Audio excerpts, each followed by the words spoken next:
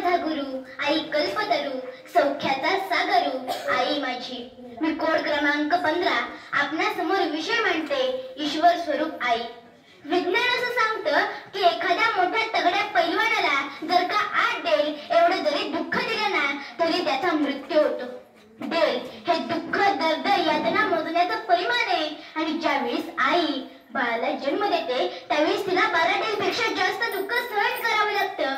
म्हणजेच ती बाळाला जन्म देत असताना मृत्यूलाही हरवते. बघा किती महान आहे आई. आणि अशा माऊलीला मी मनापासून त्रिवार वंदन करते.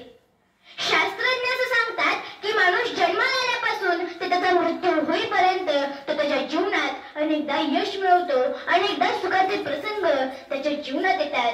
परंतु सर्वात जास्त सुख, समाधान आणि शांतता त्याला त्याच्या आईच्या पोटातच मिळालेली असते. तिचा सूर्यप्रकाश सुद्धा नसतो, पण बाळ कधीच घाबरत नाही, कारण त्याला विश्वास असतो की आपली आई आपल्यापर्यंत कोणतेही दुःख पोहोचू देणार नाही. आई प्रत्येकाच्या जीवनात असते आणि म्हणूनच तर जीवन सुंदर आहे.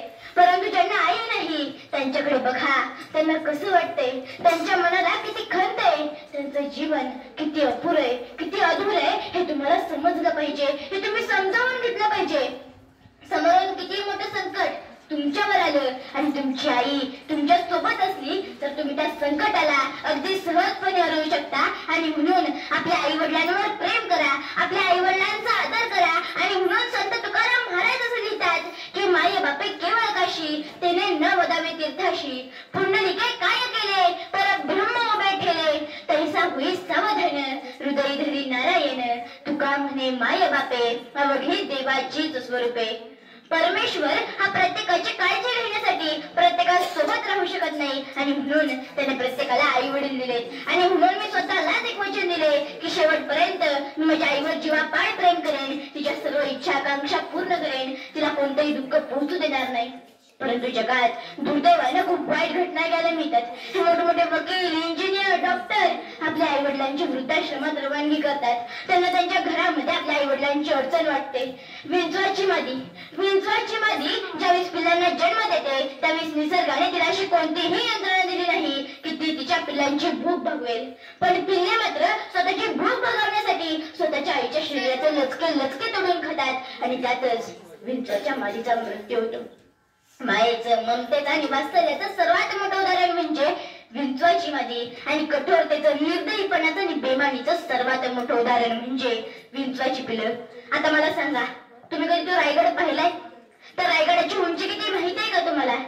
त्या रायगडाला अगदी घालीचं घट्ट म्हणलं ना तरी सुद्धा चालेल असा उंच आणि अभेद्य असणारा तो रायगड. त्या रायगडाला आतापर्यंत कुठलीही राजसत्ता हरवू शकली नाही. ना मोगल हरवू शकले, ना पोर्तुगीज हरवू शकले, ना डच हरवू शकले, ना फ्रेंच हरवू शकले. परंतु त्या रायगडाला एका आईने आपल्या बाळाच्या प्रेमासाठी अगदी सहजतेने लावला होता. झालं असं की रायगडाच्या पायथ्याशी असणाऱ्या एका छोट्याशा गावात एक हिरा गवळण नावाची गवळण राहत होती. ती गवळण रोज रायगडावरती दही, दूध, ताक, लोणी जे काही असेल ते विकायला आणायची आणि गडाचे दरवाजे बंद व्हायच्या अगोदर निघून जायची. पण एक दिवस असा उजाडला की हिरा गवळणीला झाला उशीर. हिरा गवळण मुख्य दरवाजापाशी येऊन पाहते तर काय, गडाचे दरवाजे बंद झाले होते. ती किल्लेदाराला विनवण्या करू लागली आणि सांगू लागली की हो दादा, मी घरी गेलो नाही ना तर माझं बाळ उपाशी पोटाने झोपलो. खूप रडेल ते, मला जाऊ दे घरी. पण गडाचे राजनियम तेवढे कडक होते की साक्षात छत्रपती शिवाजी महाराज जरी आले आणि सांगितलं की गडाचा दरवाजा उघडा तरी सुद्धा ते उघडले जात नव्हते. तो अधिकार फक्त आणि फक्त राजमाता जिजाऊंनाच होता. आणि त्या दिवशी राजमाता जिजाऊ गडावरती नव्हत्या.